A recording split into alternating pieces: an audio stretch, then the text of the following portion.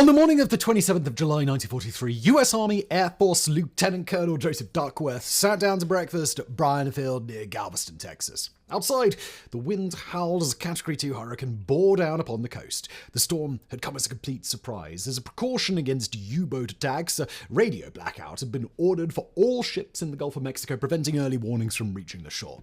Colonel Duckworth's breakfast companions were a group of visiting British pilots, being trained to fly on instruments, who, upon learning of the approaching hurricane, bet Duckworth that his North American T-6 Texan, the standard American single-engine training aircraft, was too flimsy to fly through the eye of the storm. The wager was laughably small, a single highball cocktail. To their surprise, Duckworth accepted, and what happened next would change the history of aviation and meteorology forever.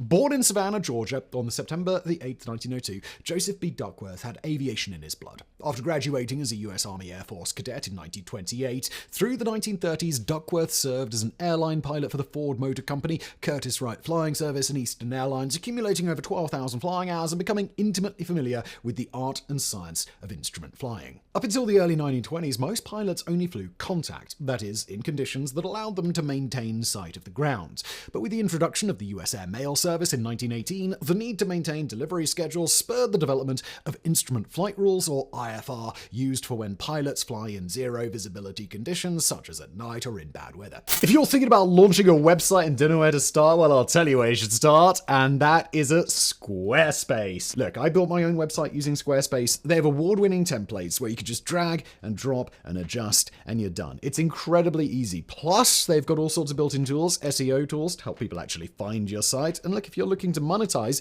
you can sell content, you can sell courses, you can sell memberships, all directly on your site. Look, whether you're a creator, a business owner, or just someone with a good idea, Squarespace has everything you need to get a website started, just like that. So, head to squarespace.com/brainfood for a free trial, and when you're ready to launch, use the code BRAINFOOD to get 10% off your first purchase of a website or a domain.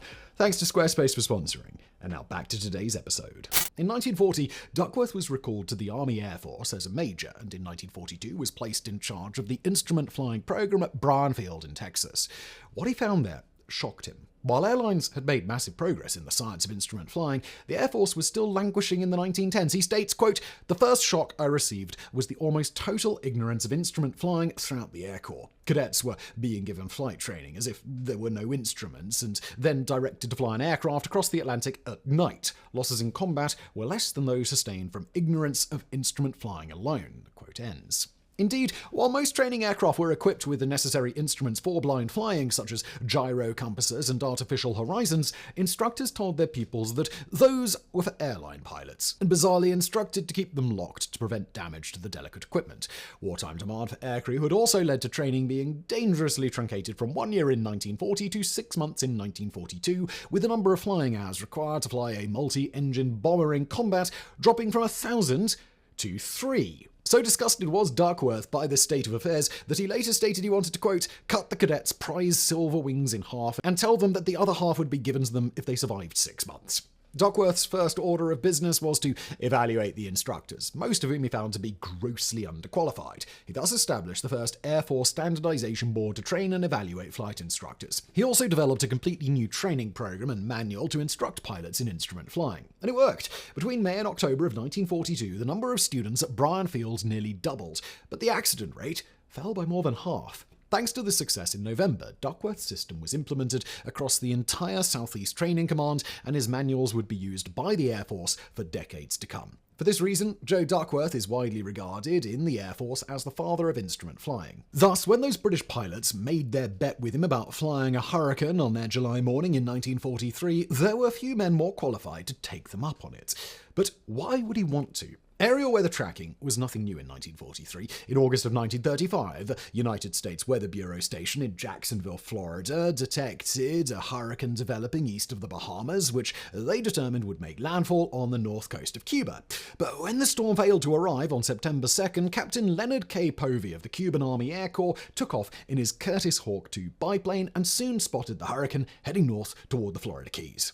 The Labor Day hurricane of 1935 proved so destructive that Povey would recommend the establishment of regular aerial hurricane patrols to avoid future tragedies. But until Duckworth's flight in 1943, nobody had actually flown into a hurricane.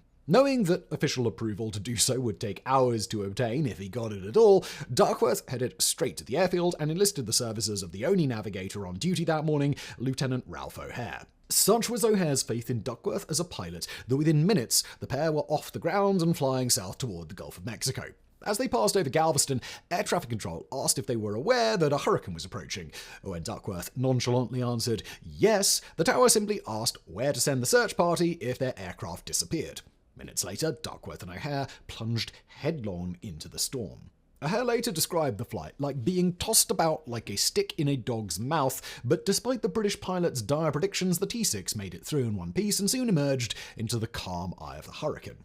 Duckworth lingered long enough to take some notes on the shape of the eye wall before turning around and plunging back into the howling 130-mile-per-hour winds. When he and O'Hare landed, waiting on the tarmac was Weather Officer Lieutenant William Jones Burdick, who asked to be flown into the hurricane so they could take some measurements. And so it was that Duckworth took off once again and performed the historic feat a second time in one day. Duckworth would later downplay the heroism of his accomplishments, explaining that airline pilots at the time regularly flew in high-altitude jet stream winds up to 150 miles per hour. But he would admit, with typical understatement, that surely his British compatriots probably appreciated that, quote, the only embarrassing episode would have been engine failure, which, with the strong ground winds, would probably have prevented a landing and certainly would have made descent via parachute highly inconvenient. While his superiors were alarmed by his unauthorized flight, there is no record of Duckworth being reprimanded for it, nor is there any record of him receiving his promised cocktail, though his breakfast companion's next meal undoubtedly contained some variety of crow.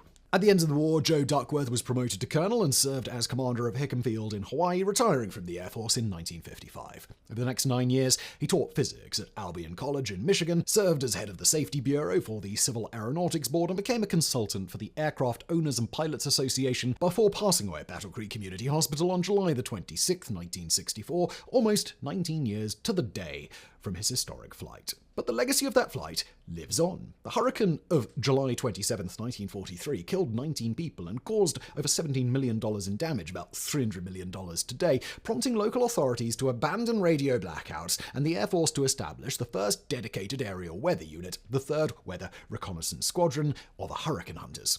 Flying B-25 Mitchell medium bombers from Presque, Maine, and Gander, Newfoundland, the 3rd WRS was tasked with locating and tracking storms along the entire eastern seaboard, especially around the strategically vital Atlantic shipping lanes. The unit later received more sophisticated RB-29 Superfortress aircraft, with which it achieved the first medium-level penetration of Hurricane Love on October the 19th, 1947. Deactivated later that year, the unit was reborn in 1951 as the 53rd Weather Reconnaissance Squadron, which still operates to this day. Based at Kessler Air Force Base in Biloxi, Mississippi, the 53rd operates a flight of 10 WC-130J Super Hercules transports, specially modified with a suite of sophisticated meteorological instruments. While nominally an Air Force unit, the 53rd ultimately receives its orders from the U.S. Department of Commerce, forming part of a national strategy to minimize loss of life and property due to extreme weather events. As part of the National Hurricane Operations Plan, the 53rd maintains the ability to intercept up to 3 storms per day with a response time of 16 hours, its area of operations stretching from the mid-Atlantic to the international dateline in the Pacific. Crews can fly a variety of mission profiles, from simple low-level investigations to locate developing hurricanes, to dropping weather buoys ahead of storms, to missions where the aircraft remains in the eye of the hurricane for as long as possible, allowing the storm to be tracked with pinpoint accuracy. While satellite imagery has made tracking hurricanes much easier in recent years, certain data, like barometric pressure or interior wind speed, can only be measured directly using aircraft, meaning that units like the 53rd will continue to play a vital role in the United States' hurricane management efforts for the foreseeable future. Similar to, but distinct from the 53rd, are the Hurricane Hunters of the National Oceanic and Atmospheric Administration, or NOAA, based at Lake Linda International Airport in Florida. While the 53rd is primarily tasked with tracking and measuring storms as an emergency response, the NOAA Hurricane Hunters primarily conduct long-term scientific research. However, the Air Force maintains the post of Chief Aerial Reconnaissance Coordination, All Hurricanes, or CACA, whose primary job, we can only assume, is trying to explain that title when not coordinating the activities of the two units in an emergency, if required. In line with its pioneering mission, over the years, the 53rd has achieved a number of notable firsts. In 1973, Sergeant Vicky Esposito, a weatherbuoy operator, became the first woman in Air Force history to qualify as aircrew, while in 1977, First Lieutenant Florence Fowler became the first woman than to be rated as a navigator. As for the danger of flying into the world's most powerful storms, like Colonel Duckworth 80 years before, the men and women of the 53rd see it as just another part of the job. As Majors Kendall Dunn and Toby Baker explain, quote, "We fly into weather when all other aircraft have to stay at least 20 miles out to avoid it. Flying into storms, this is our type of combat. This opportunity is unique because you can say you're 1 in 20 in the world that does your job. You get to experience something that Mother Nature produces that not many others get to see with their naked eye. There is nothing like breaking through the eye wall and having an open sky above you and being encompassed by a bowl of clouds around you that has so much destructive power." End quote. And to think that it all started with a wager over breakfast.